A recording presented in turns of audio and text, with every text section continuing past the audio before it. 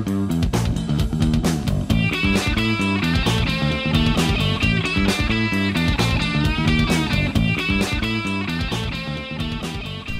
to this edition of the Weightlifting World podcast. Today we're joined in person by Olympian, Commonwealth Games bronze medalist, multiple-time British champion and silver medalist at the World Youth Weightlifting Championships, Zoe Smith. Hi Zoe, thanks for joining us. No problem, great to be here.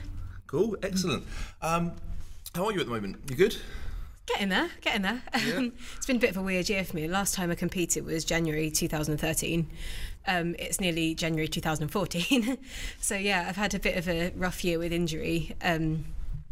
So I've been out for about, maybe 6 months or something now. And I'm literally just recovering, trying to prepare myself for the English Championship, in February. Yeah. But yeah, it was a disc bulge, and then I've had sort of multiple scans on it, and everyone was telling me different things. So it's taken a while to get it sorted, but it's finally kind of healed itself. I just kind of left it alone for a little while, and it got better. And yeah, now I'm back in training. It's just kind of I find it quite hard to kind of, after having almost like half a year out, it's quite hard to get back in the gym and get the motivation. And just try and get strong again, really. And when you were out, were you in the gym at all? Were you training in any way? I was doing lots of core stuff. Core stuff like assistant, like just bodybuilding work and stuff, but nothing specifically weightlifting related. It's only been the last month or two that I've kind of gone back. British Weightlifting were like, look, we're going to get this sorted. You're going to come up to Loughborough once a week, so we can monitor your progress. And they gave me different exercises. So we tried doing some stuff off blocks, which actually seemed to help, because it's like the disc bulge was L4, L5, I think, or it was either L4, L5 or L5S1. They couldn't quite decide for some reason. And that kind of, without the first pull, it actually felt a lot better. So I was able to sort of gradually work my way down to lifting from the floor again. And now, this morning I was snatching 65 for threes, cleaning 85 for threes, and that's all okay. No pain there. Just need to. Good, thank you. Yeah, so just need to get strong again. Like, what would you expect after 6 months out of not lifting? How much would you expect to lose, kind of in a percentage sense, roughly? And also, how many weeks of training would you feel you would need to get back to your best?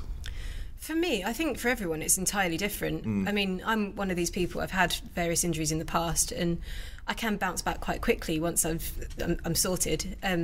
So I think, well, we've got 8 weeks until the English. I think by then I can be hitting either PBs or matching my old ones at least. I don't know, so percentage-wise, I'm not entirely sure I'd lose. It's almost like after I compete, I usually have maybe, in the past I've had a week or two kind of off to just recover, and I'd come back lifting maybe about, trying to think, probably come in at something like 60% maybe, and then just slowly work back up. I'm quite lazy in the gym, to be fair, and I do like to take it very kind of slowly at first, but then and save the big numbers for the big day. So so just tell us, tell the listeners a little bit about your growing up, anything that you feel that they'd be interested in, anything you feel is relevant to kind of where you've got to. Well, it's sort of been a bit of a weird journey for me. In a way, without trying to sound like too big-headed, I was probably always going to get to where I am at the moment, because A, I love the sport, B, I'm sort of naturally biomechanically suited to it. But yeah, I've done some weird things, really. When I was, a couple of years ago, I moved up to Leeds to train full time, which was, for me, that was a really big mistake. I'm not someone that can train full time. No, it could be down to my personality, sort of the way, like, I find it torturous to be in the gym twice a day. It's just not. It's not for everyone. It's definitely not for me.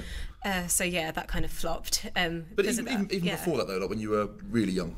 Well, what sports were you doing? What kind of parental influence was there? Young age, I did gymnastics like from about, I don't know, probably the age of like 3 or something stupid. Did like baby gym, and gymnastics was something I kind of pursued until I was about 12. Did lots of dance outside of that, not anything exciting. Who got you into gymnastics? My mum, actually. Was she ever into gymnastics? I think she'd have liked to done gymnastics. She did Kempo Jiu-Jitsu, actually, when she was young, and I think she was like the first or the second woman in Britain to get a green belt or something in Kempo Jiu-Jitsu, because I don't think anyone else does it. Sounds like weightlifting. Yeah, it is like that, actually. You can be like sort of the top of your game without even anyone having heard of you. But yeah, she's always kind of been into sport, not so much anymore, but she's always kind of not pushed me as such in the direction of sport, but encouraged me just because, it's good for you. Yeah, absolutely. So how did you end up in Europa, the Europa club with Andy Callard? Well, I started at Europa as a gymnast, actually. It's a sort of multi-sport centre, primarily gymnastics. So I transferred there from Crossway, which was a different club, because, I don't know, I think I just wasn't getting on too well there. But within about, it must have been a few months of being there, I decided that I was kind of coming to the end of my gymnastic career anyway. I think at 12, you kind of know whether you're going to be good or not. I know that's crazy because you're 12, can, But they peak so young, so exactly. You get like 12-year-old gymnasts at the Olympics, don't you? So by that point, I definitely missed the boat anyway. And I was just kind of getting bored of it because it was sort of like 24-hour weeks, like doing gymnastics, for someone. And I've been doing that since I was like, those kind of weeks since I was about 8 maybe. Yeah. And like on top of school and stuff, that's a lot for like to ask of such a young person. Mm-hmm. So I was kind of grabbed from the gymnastics gym. It was almost like Europa the weightlifting team needed a girl to go to the London Youth Games. Yeah. And I was quite explosive, like we were saying earlier, naturally quite explosive, good at tumbling in gymnastics, never very elegant, perfect for weightlifting. Perfect for weightlifting, yeah. So they just asked me if I fancied having a go. Even my gymnastics coach was like, yeah, well, you're never going to go to the Olympics for gymnastics. May as well try for weightlifting. Yeah. Thanks for the encouragement. And yeah, I really, really enjoyed it. It was much more me. I picked it up really quickly, and Andy even said to my mum, that I needed to keep coming because I could go places. And we kind of assumed that was a hook line to kind of get me into it, but it turned out to be quite true. Yeah. How did you find those first sort of years at Europa and with Andy? Good. I really enjoyed them. So I trained there. Well, I still do train there when I'm back in London, but until I was about up until the Olympics, really, bar the sort of 9 months maybe that I went to Leeds for. Yeah. In the first few years, it was good. It took me a while to come out of my shell because as a kid I was quite shy, and I had to lift with all these, they're probably only like 16, 17, but to me they were like huge, great men. Yeah. And I was like, I found it terrifying, but I don't know, after a few years of banter and lifting more than them. Yeah. I wish I was lifting more than them. I either came out of my shell or they pushed me over and I broke my shell and was forced to crawl out of it. So, yeah. So at sort of like that 12 to 15-year-old period, like what was your training structure like? How many times a week, and sort of what would a training session usually entail? I'll be entirely honest. It's probably, obviously at first it was a bit different, but the last year of that, when I was about 15, probably not too different to what I would do now. Okay.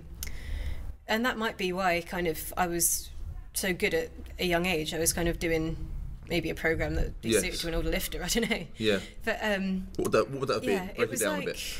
I think 5 days a week probably. Okay. And that'll be a normal day, maybe like snatch, balance, snatch, loads of pulls and squats. So snatch, pulls. Okay. Would you do a full Olympic lift every one of those days? Well, not a full Olympic lift. It could be obviously a variation. Like we might do the power variations one day, and I think most weeks we'd probably, like, especially towards as we're kind of tapering as well, we would definitely do like the Olympic lifts in a week. The first couple of weeks of like an 8-week program, probably just do powers, but after that it'd probably be at least get one full snatch and one full clean and jerk session in. And then Andy is very fond of things like clean front squat, jerk, then do it all again, like ridiculous. It's like almost like strength endurance kind of stuff. Would he explain to you why he was asking you to do that, and how much kind of understanding did you have of why you were doing what you were doing? It's very basic. It was because it makes you strong, which, to be fair, it did. But no, it's sort of a mix between like experience. He's obviously done it himself. He's given it by his coach, and maybe he's just a bit of a sadist. But and you would just, I guess, you would just do it. You wouldn't question it too much, or not really. No, I would complain, which is how I got my nickname of Pablo. Funnily enough. Oh, really? I've always wondered why that was. Why was that? Pablo Lara. I don't know how much truth there is even to this, but Andy said that he's seen this video of Pablo Lara chilling in a hammock or something in the gym, and then getting up and just performing the most the amazing clean and jerk or something like that before returning to his seat to relax, which is we need very hammocks. similar. We need more hammocks in the gym. Yeah, we do need hammocks. I think every gym should have a hammock. So I was quite lazy, which is why I didn't really like doing clean front squat jerk and stuff like that. So but you did it obviously worked. I did have to do it. I've been watching a few videos lately on YouTube. There's so much coming out of the Russian lifters. I see a lot of these almost like complexes of lifts, which I haven't really read, but it clearly works if they're all doing it. So it must have worked for you.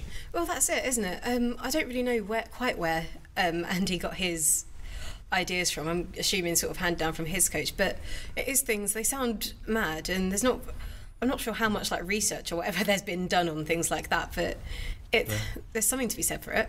I think what it is as well is that if you've got the raw materials to work within the lifter, if you've got a lifter that's genetically good and genetically responds well to training, I think you can almost throw anything at them and they're going to adapt. Well, that's actually that's what's been said before. Like, I can do however much or however little training, and it could be the weirdest stuff. Like, well, it's amazing that you say that you could be you've had 6 months out, and in 8 weeks before the English you could get to the English and hit the same sort of numbers you were doing before, or more even. Well, that's incredible for most people. Like for those of us that are just kind of more genetically average, I guess, that just seems like incredible. Like I know, like for myself, when I've been out with my back problems and stuff, I can have a month out and it'll take me, I don't know, maybe 12 weeks. Yeah, I was going to say about 3 weeks times to get back to where I was like before. I think that does seem something that I think that is. Do you think that's something that's in your genetics? Quite possibly, yeah. I think for a while I thought it might have been like age being on my side as well. That probably is a bit. I'm still only 19. Not 20 till April. So it might be something to do with that. And maybe growing up, like knowing that I can just do that, it might be like part of my belief system. Just believe it, I know that I'm just like, I'm cool. I can just like start training now and be fine by the English. I don't know, but at the same time, I do kind of panic about it. I think because I hear other people saying like, "Oh God, we're only like 6 months out from the English. I need to start kind of upping the game." And I'm thinking, Christ, I haven't even been thinking about that. I don't even know what I'm doing in my next session. So it's kind of weird. It's an advantage, definitely, but it's interesting to hear you say that you love the sport, because I don't know, like I think a lot of people maybe from the outside maybe have some misconceptions about you and what your feelings are towards weightlifting and stuff. Just tell us a bit about what makes you say you love it, and what do you really feel about it? Like, set the record straight for people. Well, it's obviously like I'm gonna love it. It's something I've done for so long, or to me so long now. It's just been part of my life, and it's allowed me to have so many awesome experiences, and it is just so me. Like, I'm very competitive, and I couldn't not do competitive sport, I think. But I think people think I don't like it very much just because I don't fit into how they want me to kind of train. Like, I don't want to train twice a day. I don't like being in the gym. I like lifting weights and stuff when it suits me, but I'm not someone, I don't want to go into the gym twice a day and be told to do this for this many sets. Like, obviously you've got to have like some structure to your training, I get that, but I think sometimes if it's a bit too rigid, and maybe because of how, I don't know, I don't think I like authority very much, so someone telling me you must do this and you must do that, and is there ever a bit of you that thinks that obviously that's how you feel as a person, that's what you like and what you don't like. Is there ever a bit of you that thinks, if I was to sort of knuckle down, accept the authority, accept what they're telling me to do, even though maybe I don't like it, but I'm just going to buy into it, that you could reach a higher level? Do you feel that? Do you ever think that? Does it ever go through your mind? Or considered it, to be honest. I have spent some time thinking about maybe I should just kind of do the whole kind of like train like 5 times a day, just to forget any sort of social life outside of lifting for a good like 3 years or something. But then I thought, well, why would I do that? I wouldn't enjoy that, and it would kind of kill the sport for me. I wouldn't. Fair enough, I could be up there maybe on the podium at the Olympics, which would be fantastic, but it's weird because it wouldn't be done on my terms, basically. It wouldn't be something I've enjoyed. It's not. When you were younger, did you find it easier to fit into that sort of authority a bit more? Maybe. I don't know. I mean, if it's fun, then everything's good. Like training at Europa was great. I was expected there for like 5 o'clock, well, most days, like 5 days a week or whatever. But it wouldn't be like a like huge lecture about why are you late if I was like 5 minutes late or something. It's just like okay, cool, just get started. We'll do this session, and there was banter and it was enjoyable. And I think that's me. I've got to enjoy what I'm doing. I can't do something I don't love. Do you think things changed though when you really started to show how good you were? Do you think then suddenly think they want a bit more out of you each time? Things kind of changed when I kind of got more involved with British weightlifting, to be honest. It was more things like being on camps. Even then, I just have never liked the idea of waking up, training, lunch, training, going to sleep, doing the same thing again, like even for 3 days. Like, I don't know. What would be obviously I guess you're kind of in your own boss a bit now. So how are you kind of structuring your training, or will you structure your training over the next 8 weeks and X amount of months until? Well, it's going to be an interesting few months, I think, actually, because I'm now working with Sam Dovey, who's based up in Birmingham. So he's writing my programme for now. So yeah, I'm going up there to train once a week, and then the next day going to be basically checking in with Tamas, the head coach in Loughborough, because that's kind of like that's where Tommy Yule's based. So we're basically just going to have a weekly catch up or something. So yeah, it's going to be. I like that because it's got a lot of variety, and then I can do. Especially, have you seen Power Base in Loughborough? Yeah, it's a great gym. I can do whatever like assistant stuff I want there, and it's not kind of. It won't just be solely weightlifting as well, which I like. But I'm based in Bath now, so I'm going to do the other like 2-3 sessions a week down there. Yes. And just do that with like training partners or whoever. So that's kind of what you would choose, probably like 5 days a week, 5 sessions a week? Yeah, 5 days. Yeah, that's what I'm aiming for anyway. And you'd be in the gym a couple of hours a session? Or? Yeah, well, most lifting for a couple of hours, then maybe a bit of stretching, a bit of whatever. So that's probably significantly less total volume and frequency than most other people that are lifting at your level. Yeah, that's the thing though. People have said to me repeatedly, like, oh, you need to train more. And I'm like, well, I don't. And they're saying, well, how good could you be if I trained more? And I say, well, I don't know, because I know I wouldn't enjoy it as much, so maybe not as good. But that's something I've always found in weightlifting is there is this mentality that you've got to do something like a lot more. Just like almost like there's a need for just volume for the sake of it, just doing it. And I think like maybe that is the case in certain people. Maybe it's not. I don't know. I mean, there's always. I don't know. I just think there's a mentality of like you'll hear someone if they're struggling to get out of a clean, people will go, that person's got to squat more. Yeah. It's like, why have they got to squat more? Not necessarily. Why have they got to just get their program right for them? Yeah. Just what works best for them, get their loading right. The right number of days per week. Maybe just squatting more would make them worse. Maybe for you doing 6 days a week, twice a day would make you worse. Yeah. Well, it's funny you should say this actually, because I think Sam Dovey and I were discussing a similar topic, and I think he said a lot of people, obviously people who are like more slow twitch basically, seem to benefit from doing more sessions, but someone that's like really sort of fast twitching I get gains like that basically. Yeah. So like even Tommy Yule said it, like at the moment while I was injured, like you need to be doing 3 lifting sessions a week, and that would be enough to get you back to kind of what you were. Yeah. So it's sort of recognised that I can. Like I don't need to train as much as everyone else, but I don't have to train as much as everyone else. Yeah. Because I don't know if it's true, but someone said that you did 10 weeks training coming into the Olympics. About that, probably. About 10 weeks. Yeah. That's incredible. And before that, what would you have been doing? What was I doing before that? I'm trying to think back to last year. Were you doing literally nothing, or were you just? When were the Europeans? Yeah, Europeans were April. So yeah, I trained well up until the Europeans. I had a good block of training before then, to be fair. Yeah. I think that's probably about something like 8 weeks maybe as well. Had not a month off, but kind of took it really slow, like literally going into the gym, maybe doing cleans on like 65, 70 or something like that for a couple of weeks. And then where would that have left me? Sort of around the end of May, I don't know. Yeah, after that, around the end of May, sort of, I think there were a couple of like squads to, there was one up at Loughborough, which was like the holding camp, and then there were a couple of them just kind of like the final squads before the games, I think. And yeah, I think that was kind of when I more or less. To be fair though, I think maybe that's where some of the sort of people hear that kind of, she did 10 weeks training, but you know, doesn't sound right, does it? But you had the month off. But you were still training. Yeah, it was light. Oh yeah, but like you were still training. And you were working up to the Europeans anyway. Active rest. Yeah, active rest. Yeah. So, but when they say like 10, it wasn't like you did nothing for 6 months and then 10 weeks. No, like I couldn't. You did well at the Europeans too. Exactly, yeah. So it's not like I've only did 10 weeks for the whole year. Yeah. I did stuff before it, but it was kind of just active rest, keeping busy, and then we thought, well, we'll just go for it from this point onwards. Has anyone ever done tests on you? Maybe the British Athletics Authority, have they ever done any biopsy tests? No. The British Athletics Authority? Yeah. that well-known guy. I don't know, was it British Athletics? I don't know. Why would they do? Do we have an authority? Has any sporting body ever run any tests on you?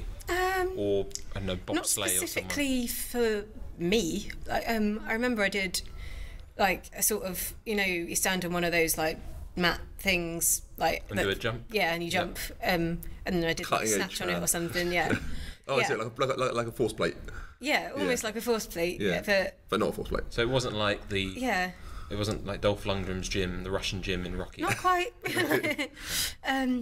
No, but that's kind of the extent as what testing has been done on me. So no one's ever tried to poach you for another sport? No one's ever come to you and said, do you fancy doing cycling?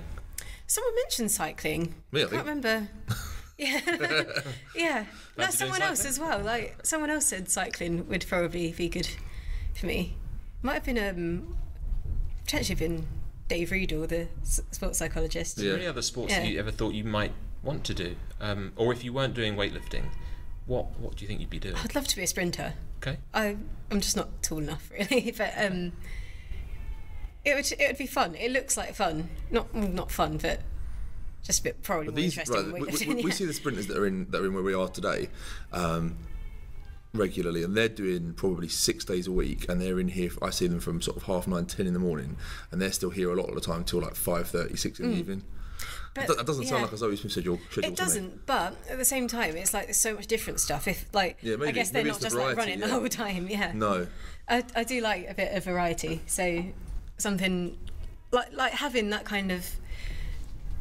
Having a little training group where you could suffer all these different kind of workouts and things together, and like maybe you're not the best sprinter, but you could be like the best at lifting and best at throwing a ball or whatever. It's a bit of healthy competition, I think. I think obviously as an athlete, you're someone that you feel that you need to be met where you, like you say, on your terms to a degree. Yeah. And I think when we were over in the World Champs in Poland, I was chatting to Tamas, for our listeners, that's the head coach of British weightlifting, Tamas Fair, and I was saying that I was talking to him, I think he found it very difficult, because he comes from a system in Hungary where it's very regimented, like there's this like, the lifters are coming through, this is going to be what you're going to be doing, and I think he couldn't understand like having a different mentality, a different maybe a more British. I was going to say I think it might be a British thing, to be honest. Like we just,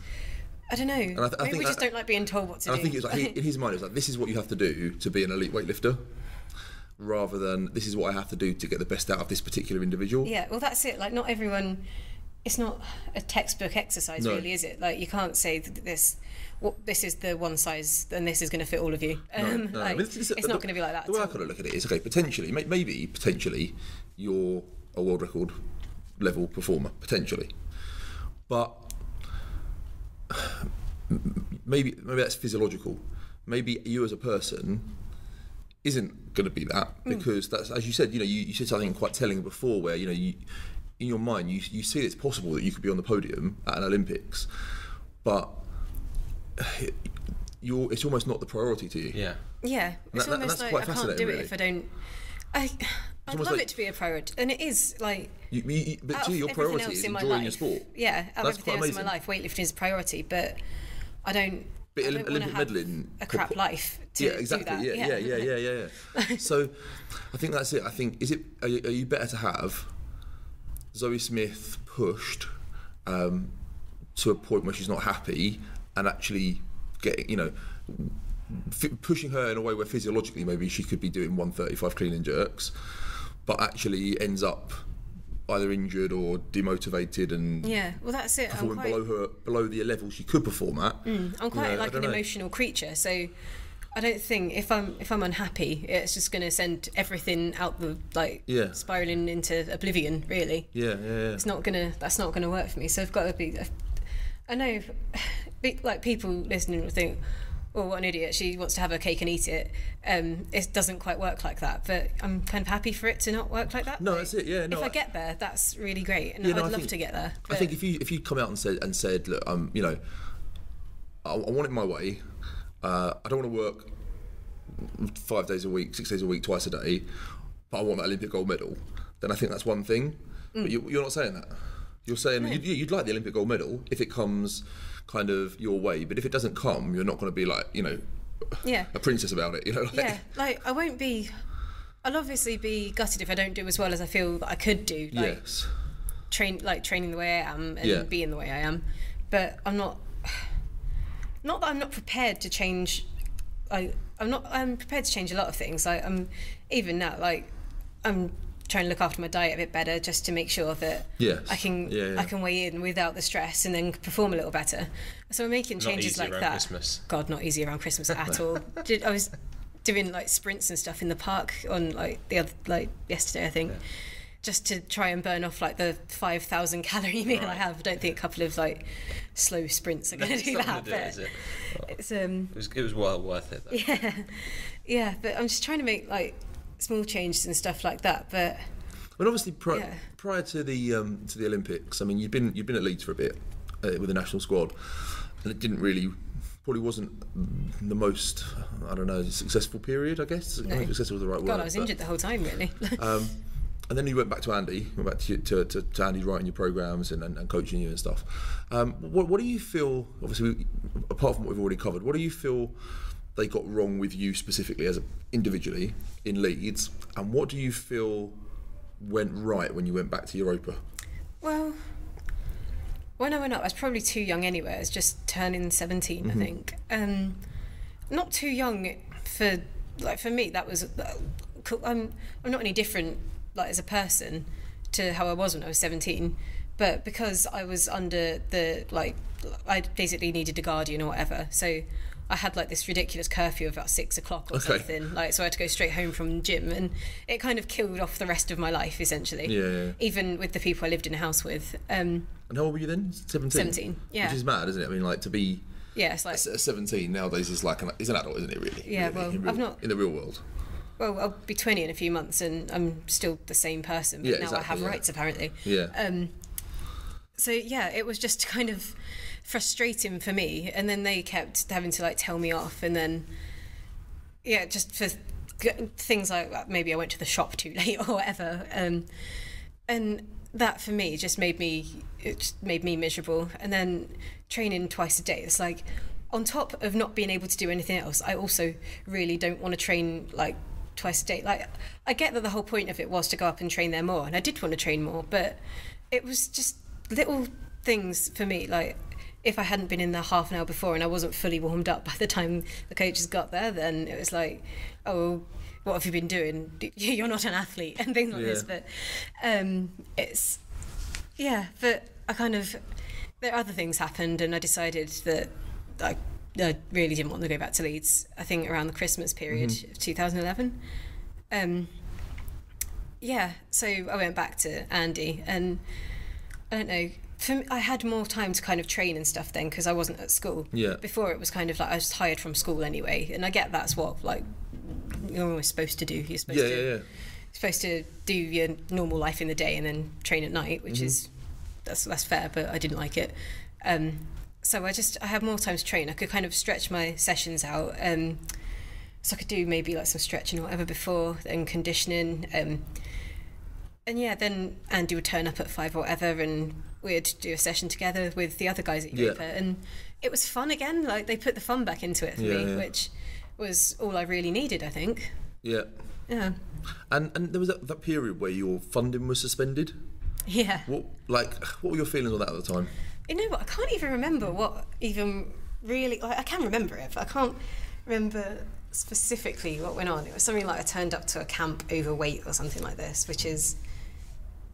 That was what the press release said. I can't remember. Yeah, it's weird because I'm always like 5 kilos over my weight category. So was it? I guess it was Fiona Lothian's decision, was it? Yeah. And then I don't know. I think maybe I think maybe we went out for a few drinks or something because it was like a Saturday night and there was literally a pub down the road. Yeah. So yeah, and then I think we got in trouble for that because I was like 17 or whatever, or maybe even younger, maybe like 16 at the time. Yeah, it was like the end of the world, and they withdrew my funding for like a couple of months. Yeah. And do you think it was was that their way of just sort of trying to show you who the boss was? I think so. Yeah. Did it work? No, that's the thing. No matter. Has anything changed? I haven't changed. If anything, I'm drinking more. Yeah, that's it. I don't know. That's it. I just don't like authority very much. Like I don't. It's not that. Do you want to lean on the table? Do you want to lean on the table? Do what? Is it? No, I'll move this back. Yeah. Be a bit more comfy. It's just one of those things. I think as a kid, like when I was growing up, I was very good. Like I could always be told what to do and stuff, but. I think when I developed a personality. Yes. It kind of, I don't know, I just don't like stupid rules. Yes. I can't, even things like at school, like, oh, you can't wear canvas shoes. Well, I'm going to wear canvas shoes. I think your rule's ridiculous. Yeah. I've always been awkward. So. But I think you know, my feeling within British weightlifting has always been that this is no knock on the athletes that we've got. But I think we're funding and focusing on athletes at a level where we shouldn't be. That's how I feel. I don't, this is no knock on any of the guys that are at Leeds that are doing well and anything else. But I don't think they're at a level where they should be being funded out of public purse. I think we've had probably yourself, Rebecca Tyler coming through now, and someone like Darius, if and when he comes back to the sport, probably are at a level where you can justify funding them out of public money.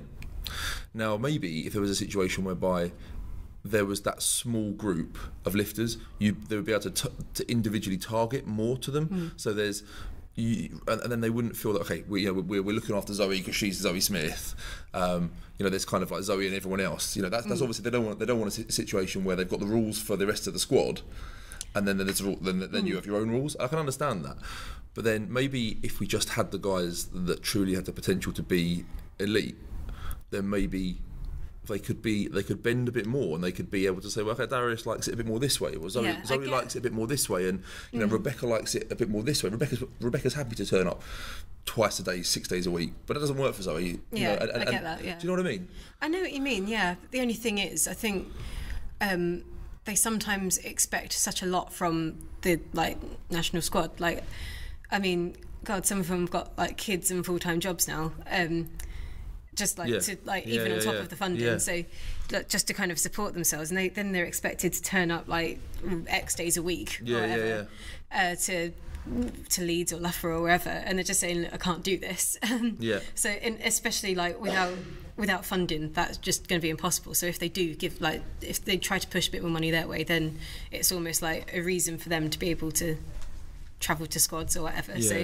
I get it's a really weird situation. Like, I'm lucky the situation I'm in. And I get that like Tommy, performance director, is like, he's great. He gets like my situation entirely. But if I was with someone maybe like a bit less tolerant who thought, right, she can't be bothered to do this much training a week, then I can't be bothered to fund her, basically. I could be in a really like tricky situation. So I think I've been quite fortunate there. I don't know. I just think it should just be on performance. It's like, you know, you set your levels of performance and you say, this is what you need to do. Well, these are the numbers you need to hit to get your money. Yeah. And if you hit these numbers, then you get your money. If you don't hit these numbers, you don't get your money. And you've got to hit it. You've got to hit it at, you know, if you miss the Europeans, you miss the Europeans from injury or whatever. Then you've got to hit it at the Worlds. You know, it's got to be. I think that's still kind of a bit what it's like. I know before. But they shouldn't be able to cut your funding. If you're hitting the numbers, you're hitting the numbers. That's it. Yeah, it's kind of. It's almost used like as not even a training incentive, like a good behaviour incentive in some ways, isn't it? Which is a bit sort of manipulative. I don't think it's so much like that anymore. Yeah. But I know a couple of years ago it definitely was. But it seemed a bit funny in British weightlifting when I kind of saw, and you were obviously around the same time, where it almost went like it kind of went from like a big scout group to being, they tried to start running it like NASA. Do you know what I mean? It went from like literally like, you know, just some people, like just some, I don't know, like completely disorganised, like there was nothing at all. So then suddenly prior to the Olympics, it was like they started to try and run it like it was like some enormous organisation and like very strict and very structured. And well, I think that's kind of what threw me and maybe a couple of others a little bit, because it was, before we would be at squads, Lilleshall was where we used to have our squads before Leeds happened. And I remember myself and Hannah Powell, we would just like get up in the middle of the night, go and have like a hot chocolate from one of the like dining hall things and sit there and chat for hours, and then like go to bed at like some ridiculous get up, maybe do a bit of training. But no one was really like bothered if you trained well, or if like, I'm sure that everyone wanted each other to train well, but no one was going to be severely disappointed in you if you didn't hit these numbers on this day or whatever. So it went from like that. So I think our first squad in Leeds, when it was like, it was completely flipped on its head, the whole situation. So I think that kind of probably threw me a little bit anyway, just because I don't know, you can't just take a normal school kid, well we were all normal school kids at the time, and put them and treat them as athletes and expect them, well no, they didn't even treat us as athletes really. It was sort of, we were babied like school kids, but then expected to behave like athletes. Which is it really? Well, and obviously I know it's an extreme example, but I can't imagine Usain Bolt is expected to organise his day in that way. No.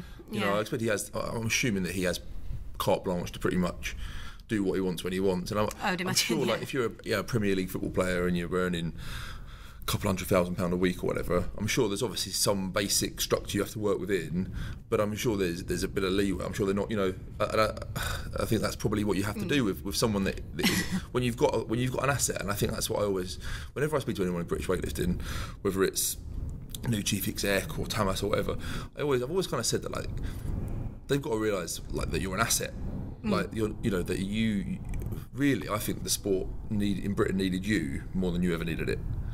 And to me, it wasn't like we had an abundance of assets. At one point, it was just you, pretty much. And I don't know why I struggle to understand why the personalities involved felt the need to try and make your life difficult. From a completely like objective perspective, it would make more sense like for the people who are like trying to do well or like breaking through into like the sort of international scene, who are going to kind of make, I mean, A group lifters really, aren't we talking A group lifters? It would be in their interest to try and keep them as happy as possible, really. I get they want to get the most out of them, but they need to work out how they're going to do that. I mean, it's not China. It's not China or Russia where you've got a conveyor belt. We're not disposable. Basically. You know, I think in Russia they almost want people to fail. You know, to teach other people a lesson. But also so they don't have so many people to try and work with. Well, that's true. I think that's very true, because there's obviously like, it's a huge country, like China as well. It's a huge country, and I'm not sure how much truth there is in this. Like, there almost is like a conveyor belt of like they like recruit like athletes from when they're about 14 and put them into like kind of like sort of sport institution. Well, there was this thing. I mean, this thing of they used to, apparently in the early days they would measure the boys' testicles.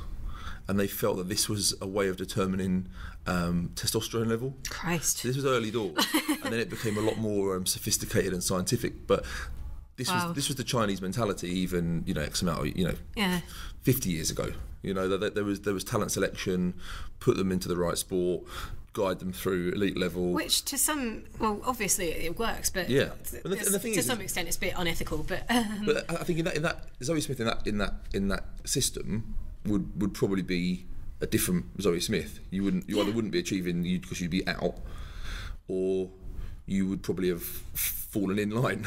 Maybe in that system I wouldn't have had the opportunity to develop a personality. Maybe, so yeah, exactly. I might have just accepted that this is how it is. But unfortunately, or maybe fortunately, I don't know, I've experienced life, and I quite like it. Yeah, it's all right. It's not bad, is it?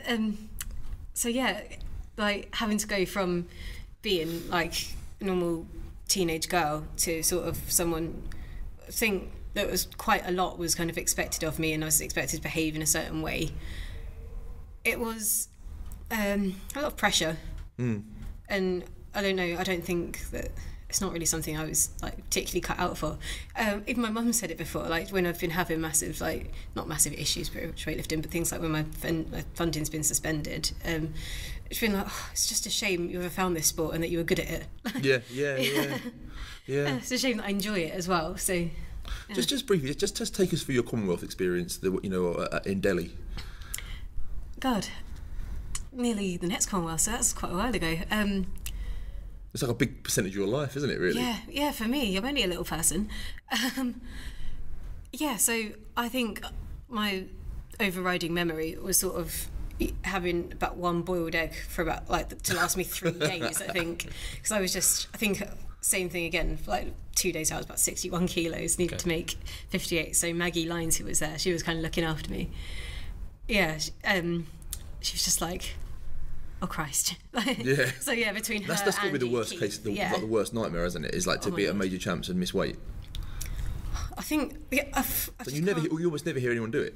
Well, you heard about that boxer. Was it the Beijing Games? Yeah, where the scales are wrong. Was it the scales? No, I thought he just didn't weigh in or something. Oh, right, okay. I can't remember where it was from. It might have even been GB. Okay. One of our top boxers. Yes. Yeah. The guy of Irish sort of origin. I don't. To put it nicely. Yeah. I don't know who he is. Sales non-drop Christmas. Yes, he does. Yes. Oh dear. Yeah. Him. Yeah. Yeah. Just on X amount of money a year. Yeah. Doesn't make weight for competition. Yeah, it's tragic. And that's just. I can imagine that being me though. That's probably going to happen to me one day. I'm going to turn up. You'd have like a hysterectomy or something, wouldn't you? Just to like get some organ weight out or something. Oh my god, I used to. What organ do I not need for the next week? Yeah, that's it. Like, which what can I lift without? Yeah. Shaved head. Well, I used to wear like long extensions when I was like a weird little emo kid, and I remember I got to a competition. I think it was only probably like British under 17s, something like that. But I was like, I think I was trying to make 53, and I was like 0.1 over or something. So I was like, extensions are coming out. Yeah. And this woman was like, what on earth is going on? Because I was just there, just taking bits of my hair out. Pulling hair out. Yeah. I made weight though. Yeah. Wow. And you performed, what were the numbers again? Was it 110 clean and jerk? At what age? And an 80 at the Commonwealths, 2010. Was it an 80? Probably like 85, 86. Yeah. Was it even 110? I don't even think it was 110. I think I had a really bad day. It might be 107. I had a bad day. Yeah. I was so dead. Okay, from the making weight. It was hot there as well. Yeah. It was India. Of course it was hot. Maybe that helped with making weight. Yeah, it did help with making weight, I think. I probably just sweated everything out. Should have tried some of the local food. And we always ask this question to everyone that competed there. But we saw the horror stories on the news about I don't know what it was, but animals in people's rooms and sewerage backflowing. And did you see any of that? Because everyone else said they saw none of it. Well, there was one story that went round that one of the cleaners had stolen an Australian girl's toothbrush and put it back and using it, but it wasn't even that bad. I think everyone just needed to man up. Really, it wasn't that bad then. It was I went to the Commonwealth Youths in 2008 and it was kind of a similar situation. I remember where were they? Pune, in India. So I kind of almost knew what to expect because the building there actually wasn't finished. Like the hotel we were staying in, it was missing a wall. So if you went up to I think the top missing floor, a wall. Yeah, I know.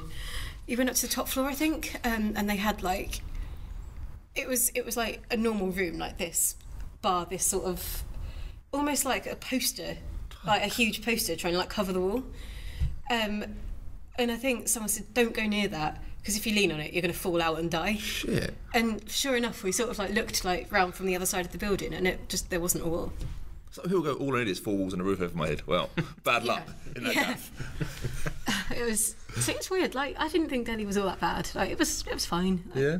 Yeah, I quite liked it actually. And obviously, I think this thing. Trying to think back now, I don't think you were really in touching distance of the silver, were you? It wasn't. No, I could have won that. Like, what were the numbers again that they listed? The top one listed there. Was it Provost? No, she was. She's like tiny. I think she's a 48. She's 48, isn't she? Of course. It was Seen Lee. Okay. Seen Lee, and then some Indian thing. I don't know her name. Can't remember. But like, annoyingly, on a good day, I think even before. Well, I think my PBs were sort of enough to kind of. It might have been. What it would have equalled. Okay. Gold. Yeah. So did you feel? I was annoyed. So you felt like you lost gold rather than 1 bronze, or how did you feel? A little. And that was purely down to the weight loss? I think a lot of it was down to the weight loss and my general preparation for that competition. Okay. So you were 15 then? 16. 16. Yeah. Yeah. It's pretty amazing, really. It's quite interesting because obviously this time around we'll have Rebecca Tyler, who'll be 15. Yes. So if she qualifies, it'll be an interesting experience to see how she kind of handles the same thing. Are you the only medalist female medalist from England? Yeah, in the Commonwealth Michaela Games. is Welsh. So, Michaela is Welsh, yeah. Yeah. Yeah, that's quite an amazing statistic as well, isn't it? So obviously, like, that's going to be an interesting thing, I guess. I mean, and there's obviously going to be the comparisons maybe between yourself and Rebecca. Yeah, of course. That's just natural, isn't it? I think that's human nature. You're going to compare like for like. You're both coming in similar ages and doing well. What do you think of her? What do I think of her? Like, I think she's a great lifter. Do you know her personally? Have you met her? I've met her a few times. She seems like a really nice girl. I can't obviously say too much other than that. That's all I've that's all I really know. I mean, I guess it's interesting in a way because I guess you're going to stay at 58. Yeah. So you're never going to come up against her. Well, no, because she's 69. Yeah. Now. I think she plans to compete at 69 next year. So I would never really compete against her unless I just had a really bad day with my diet. But, yeah. So more power to her, in my opinion. Yeah. Go for it. I think we need some youth lifters. I think we've got a few kind of coming through, but it was kind of for a little while after. I think I was like the last youth really. So I was out of our little group. It was kind of I was the youngest, and I was the last one, along with Sonny Webster, to do like a youth championships. And after that, there were a couple of quiet years, so it's kind of. I think for us younger ones, we were thinking, is there anyone that's going to come through and kind of like fill in for where we once were? Yes.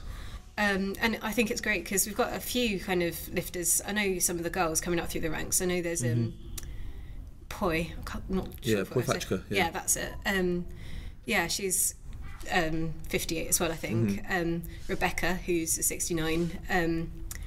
Good. I'm trying to think who else there is. I can't read them all off the top of my head. But I think in terms of the ones that are really pulling up the trees. I mean, you've got Rebecca, isn't it? I mean, that's. Yeah, well, it's good, like, just to see any sort of youth lifters come along, especially ones that are really excelling and can compete at senior level. Sure. And I think that's really important for sort of the growth of the sport in the UK as well. Yeah. So, it's really great. And just briefly, what about your Olympic experience? Just tell us a little bit about that briefly. Again, I was struggling to make weight. Are you surprised? No. What about leading up to it? There must have been some hype put on. There's a lot of hype. I remember sort of. You'd think you were going to win gold based around the way that people would push it. Christ, I know. I was never going to even. We were hoping for A group. Annoyingly, if I'd been a 63, I would have been in the A group. Yes. And finished relatively high, 5th or something? Yeah, something like on that. On the same weights? 5th or 7th, maybe? I don't know. Same weights. Yeah. I'd probably lifted more because I wouldn't have been dying. Heavier, but yeah. I mean, that's an interesting question, actually. At that level, it's something I've always wondered. What's the last point at which you can declare what weight you want to lift at? I think the technical meeting. Okay. I think everyone kind of has to go armed with like the details of their lifters. Was there ever any thought about changing to 63 at the last minute? I think we sort of joked about it. Like, I think we'd said because like we saw the provisional start list. And I think there were less people at 63, but we were almost convinced, because there was so very little in that group, that I might, they were saying, I might just put you up then. But then we were like, I know a lot of people are going to go up from 58 to 63. And no one did. I hated everyone that day. Would you have had any, I mean, if you'd have gone, I want to do it, I want to go to 63, that's the end of it, would they have done it, or would they have gone, no? I think they would have done it. Okay. I think, purely because it was like hard for me to make weight. But because I'd put so much effort into making weight, I don't think they wanted to. And was it? Did you feel it was a bit of an anticlimax getting there and lifting in the B group? Not really, no. Because I think it would have been an anticlimax lifting in the A group. Okay. If you looked at both the groups and the numbers, for me it would have just been I think I was 10 kilos behind in total, the lowest A group total. So for me it would have been come out, do 3 lifts in close succession, and then it's not much of a competition. But whereas at the top of the B group it was like an actual kind of little battle. I think it was between myself and Christine, what's her surname, from where? From Germany. So I just wanted to beat her because I'd known her for ages. And I think think BBC Three did they report? I think they did something, and they almost kind of filmed it, so it was almost like a sort of miniature battle between myself and her. That's so cool. it was more like competing rather than lifting. Awesome. And obviously we're looking forward to the next Commonwealths. You are going to be lifting. I hope so.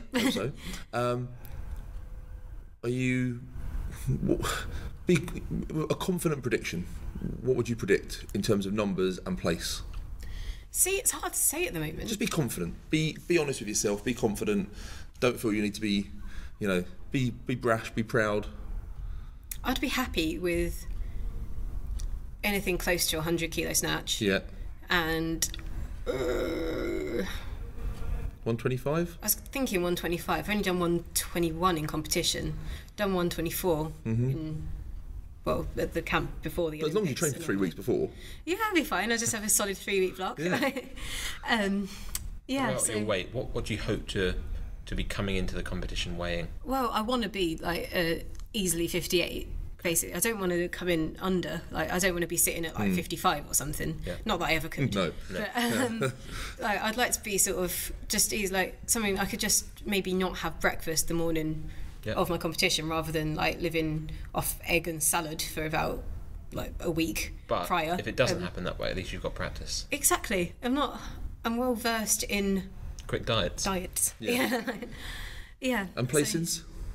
Placing? Where do you think that would place you? 225, which would be incredible. Where would that place you, you think? Is that a win? Last year it would have won.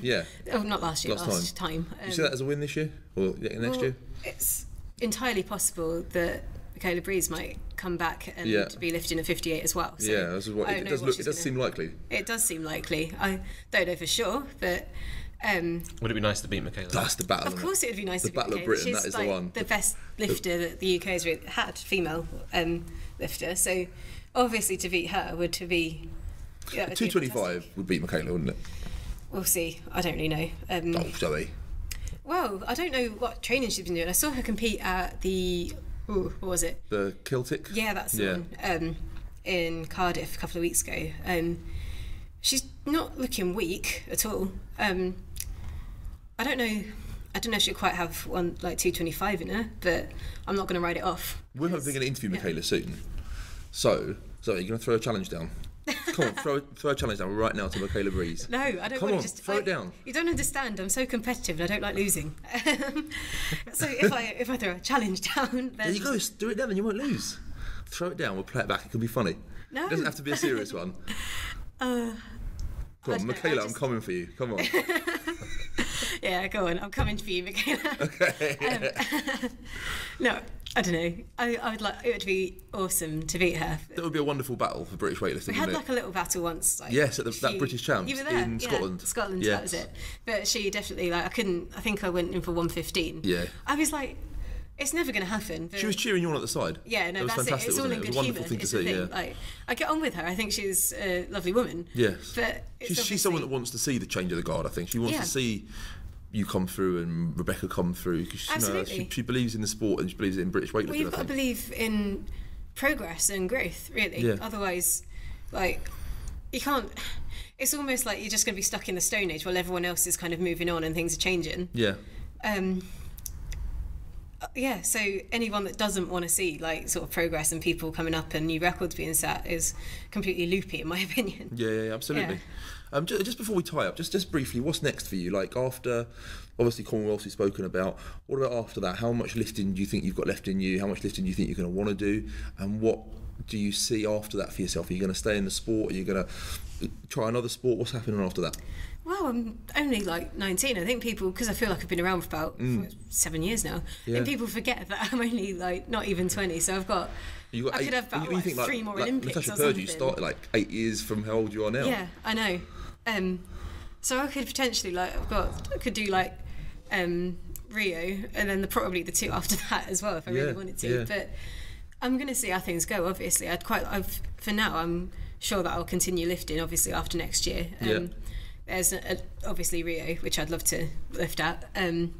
Commonwealths after that, Gold Coast, I think. Okay. Don't want to miss out on the Gold Coast. Yeah, it'd be awesome. Yeah. So yeah, I want to carry on lifting for a while. No plans to change sport or retire or anything. Okay. Yeah, we'll just see what happens. And these days, you've got a bit more time to do what you want to do. Yeah. Is there anything else that you're involved in? I'm doing a little bit of coaching at the moment with Sam Dovey and his company, Kettlebell Education. Okay.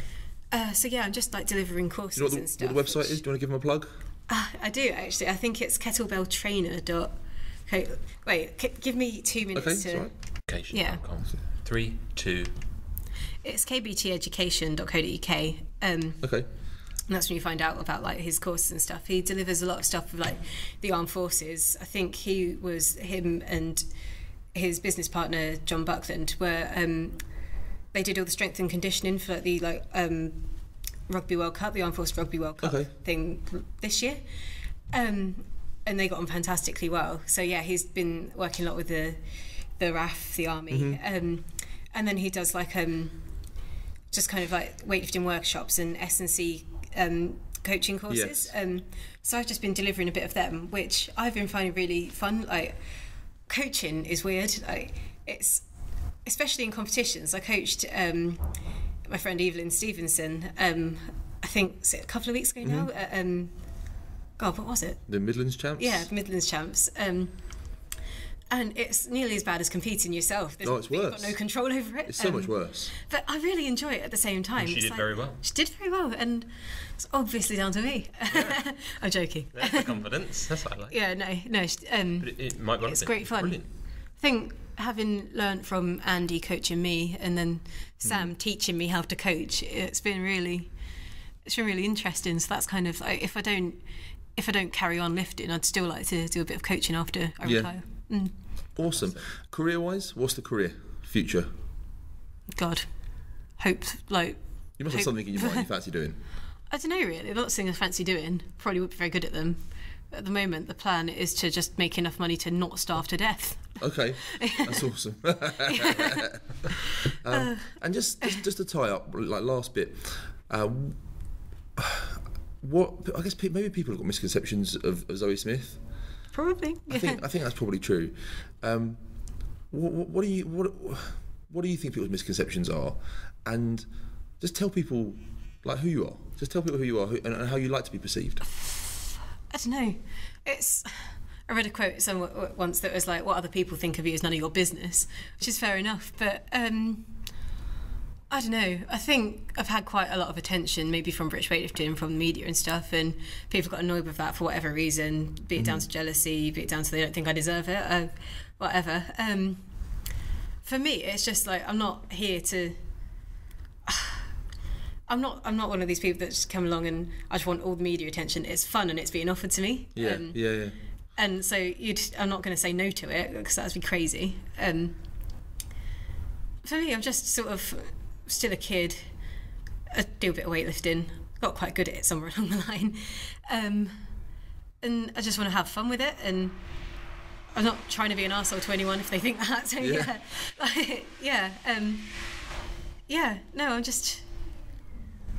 I don't know, just a normal person, but yeah, fairly normal.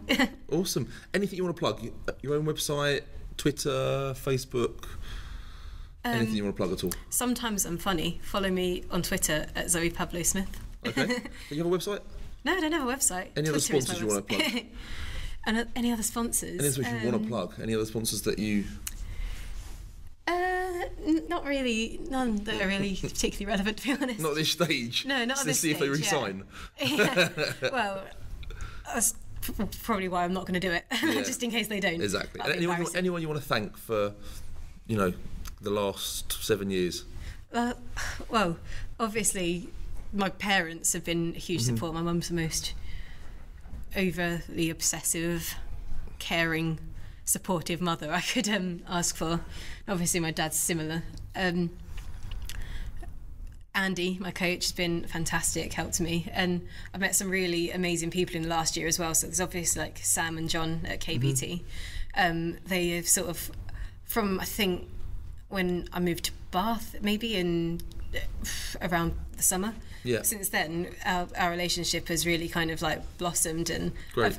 I've had such a I've got a fairly big role in KBT now in the coaching side of things, and people like that, and well, I've met quite a few people, even down to people like that want to sort my supplements out. Like there's a woman called Alison who's Metabolic. It's her company, and she sort of has supplied me with a few kind of supplements while I've been while I'm not kind of with Maxi Muscle.